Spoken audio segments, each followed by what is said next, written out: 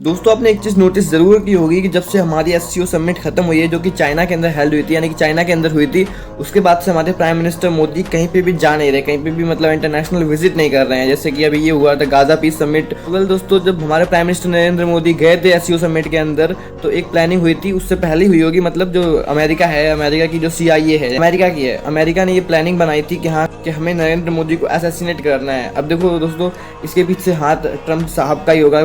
CIA को तो वही लोग चलाते हैं और कौन ही चलाएगा।